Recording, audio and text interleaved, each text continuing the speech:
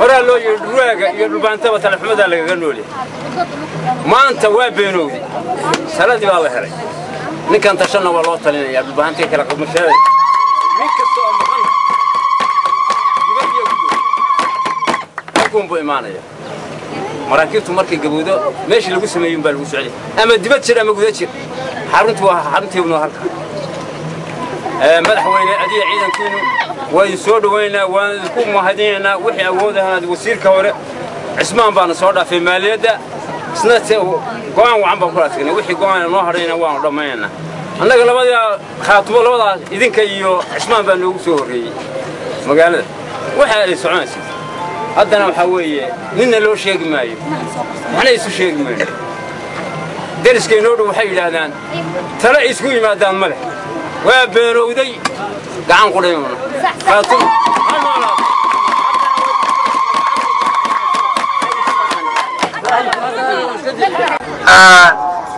madaxweyne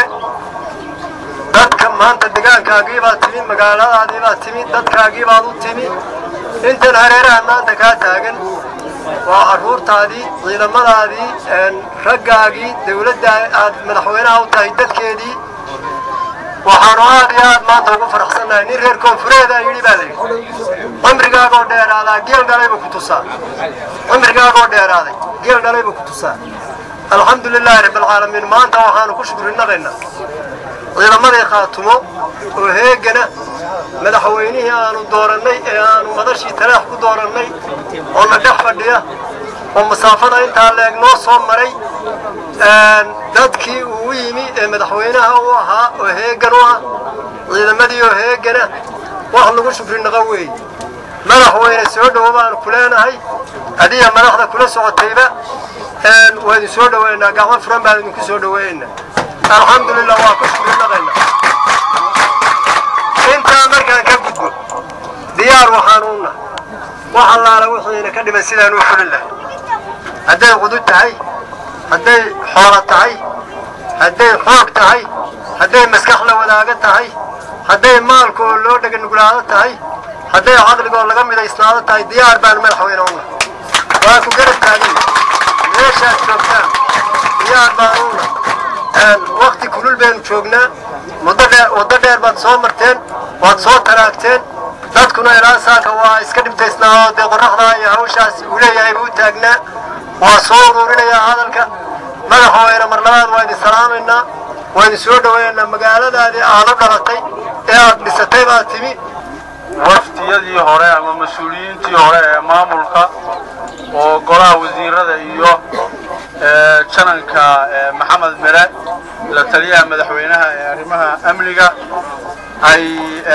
ku joogeen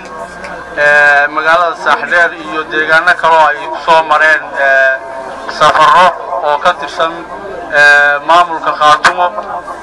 waxqabadkii ay muujiyeen oo aan ku ammaanayo in magaalada saaxdheer iyo magaalooyin kale oo ay ka mid yihiin werwer dandan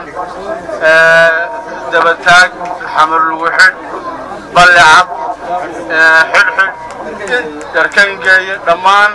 ay muujiyeen in ay wafdigaa iyo madaxdii halkaa maraysay la shaqeeyaan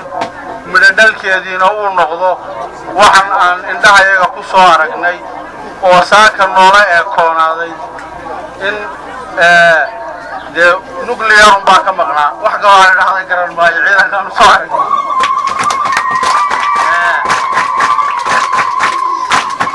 sida magaalada saaxdheer ay u mudan tahay inay tahay magaalo taariikhi ah oo uu degan yahay garaad jaamac garaad cali oo kulmiya dhaqanka deegaanada khaatumo ayaa ciidankana waxa uga muuqanaysay inuu yahay ciidan ka kooban dhammaan deegaanada khaatumo taas oo muujinaysa midnimada sida dabarka ugu tihiin waanu idinku ammaanayno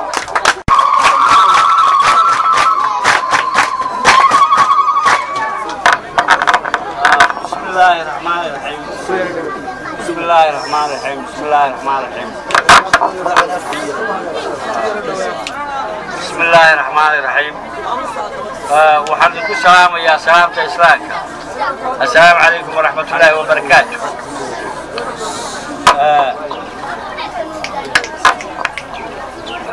ولقى بوجه الرئيسية ووجه الرئيسية دبرك دوك وتكوبات وعروتي الدبرك.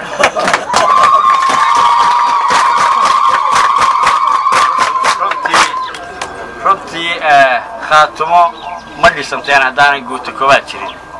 guuta koowaad baa dhistay hor iyo horaan waad la wada socotaan waxaan ku xojinayaa ragga deegaanka oo dhan aan imi intii hadda ahayd waa iiga calaamadsan tahay meelaha kale waxaana ra'yigay waxna kama qabo ninkii yidhi waxaanu u qaadanaynaa inay noqoto magaala madaxdii labaad ee khaatumo inay noqoto khaatumo waxaa dhashay SSC baa dhashay khaatumo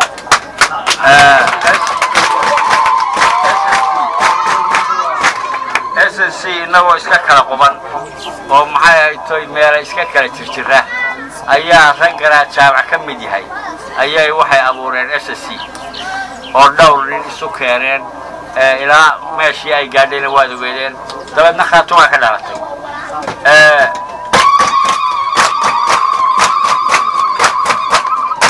arrinkaa isaga ah tixgelinteeda waa u leedahay saaxdheer mar haddii garaa jaamac gurigiisii ay tahay waxay kaloo aniga iigu leedahay ahmiyad gaara warninku ilaa waa da'ahdahay odhanina kolley garaad cali garaad jaamac iyo garaad cabdiqali iyo garaad jaamac saddexdaba runtii saaxiib weyn baanu nahay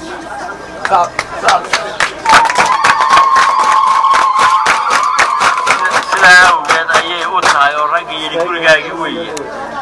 bay runta u sheegeen waxa laga yaaba dee rag taariikhdaa soo taxan rag ogaa inay idinku jiraan baa laga yaabaa waxaan intaa kaga gudbayaa waxaan mahadda labaad u celinayaa wufuuddii naga soo horreysay oo ay hogaaminayeen wasiirada iyo wasiirro ka sii horreeyey iyo cuqaashii ilaa maalintii khaatumo la dhisay wasiir cabdi shube iyo maxay ahayd toy cuqaal iyo wasiir ibraahim waa shaqaynayeen dhowr iyo 10 caaqil ilaa 7 caaqil baanu anagu ka wada hadalnay markaanu noqonnay oo laascaanood ka soo baxay oo wareegayay oo hawshaa iyada maanta aynu midhaheeda aragnay u guntanaa iyagana wuu mahad celinayaa waxaan kaloo mahad celinayaa wasiiradii naga soo horreeyey oo inaga fadhiyo wasiir cismaan iyo raggii kale ee maxay ahayd toy la shaqaynayay janankii aynawayo la geeyo mandheera dabeedna gabdhaha iyaga timaha laga soo xiro ee lagu soo celiyo xoogaal baad u tihiin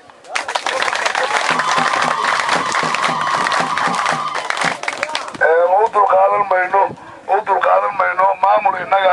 keena dalkeena ka shaqaynin oo inagu aynaan lahayn inuu maanta kabacdi gobolladeena iyo dalkeena ka shaqeeyo u dulqaadan mayno waad la socotaan oo arkaysaan maanta madaxweynihii tuutaha ayuu xiraya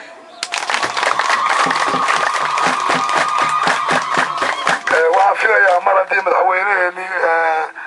khaatumo ee ducaysnaa hadduu mar tuutaha intuu qaatay kalabeed daadiisa uu taagan yahay waxaan filayaa reer kalabeed oo waxa idin haray ma jiraan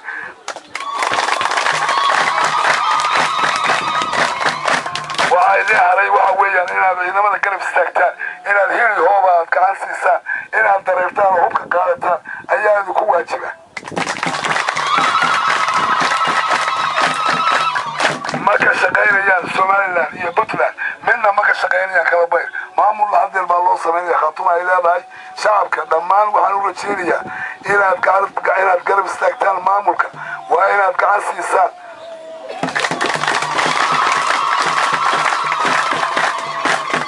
haddii aynu maamulkeena inagu u tashano isku tashano oo aynu shaqayno oo si wanaagsan aynu u shaqaysano waxaynu imaanayaa waxa allaala waxaynu khayraad lahayn baa inoo imaanaya humanitariankii iyo waxyaabihii ay bixinayeen Soomaaliya la siinayay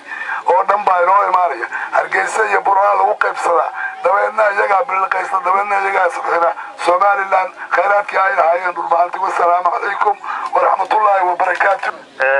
annagu aad iyo aad baan ugu mahadsantihiin sida sharafta badan ee qiimaha badan ee aanan biicanaha marka aanu maraynay deegaanada waxaan u malaynayaa waxaanu ka soo bilownay min Taleex ilaa Buuhoodle intaa u dhaxaysa inkastoo aan madaxweyne markii hore nala soo ilaa Ceergaabo run ahaantii kala bayd waa meesha ugu sharafta badan ee xagga soo dhaweynta iyo muuqaalka ka muuqdaba oo aad u qiimo badan yahay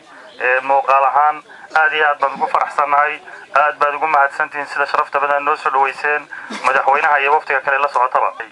waa waajibkiina saarnaa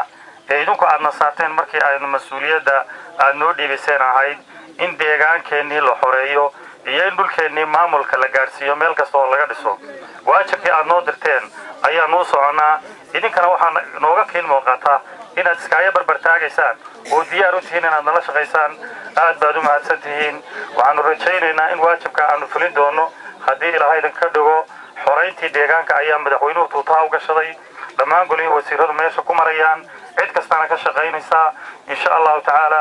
aad baan idiin salaamayaa xilligu waa kulul yahay asalaamu calaykum waraxmatullaahi wabarakaatu aad iyo aad baad u mahadsantihiin dhammaantiin sida dadaalka idinka muuqda anugu hadal badan uma kicin hadalku wixii la yidhi waa la yidhi gaargaarna waynu u tashan doonaa hadalka anu kacay waxa weeye khaatumo waa la wadayahay dadka gobolada SSC degaa khaatumo way wada yihiin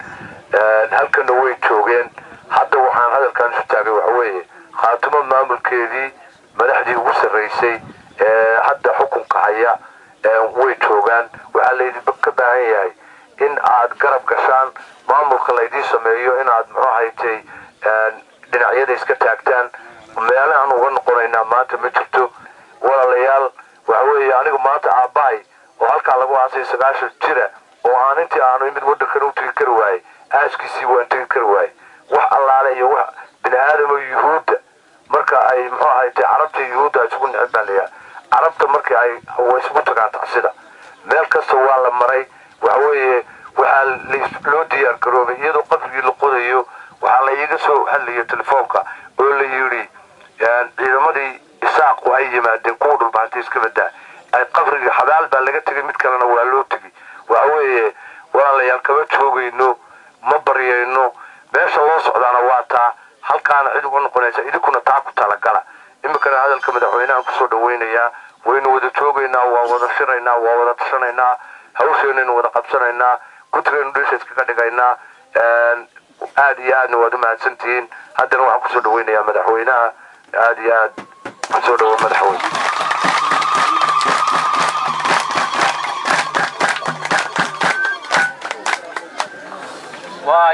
السلام عليكم ورحمة الله وبركاته waxaan anigu ugu horeysiinayaa barnaamijka Ilaahay wasiirada qaar ka mid ah iyo way waa dambaysiin guuta koowaad oo bolosiga waxa inay ugu horeyso waan ugu horeysiinayaa السلام عليكم ورحمة الله وبركاته خاتمة guuta koowaad baa khaatimo dhashay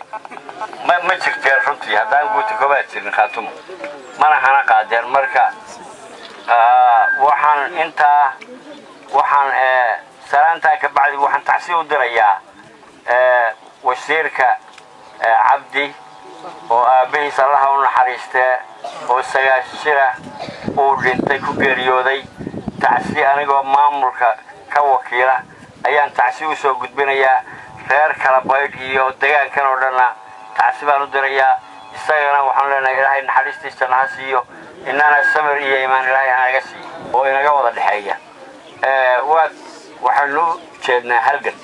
magaaladeennii maanta waynaga kulaalayna waxaa idinkaga filan wasiirka aabihii dhintay oo tegi kari waayey oo nasiib darro ka xun iyo cadowtinimo ka xun ma jirto nin 90 jiray oo wiilkiisii oo 20 sano iyo wax ka badan ku maqnaa dibadda oo aanay sarag oo yimi oo soo arkar waayey markii hore markan dambena maydkiisii u tegi kari waayey wax ka xun ma jiraan wax ka xun oo leeyahay geysan kara ودت كويس دلا ولا إسلايا ولا إسرقة لكن أخي ما نوعات كل يران ماي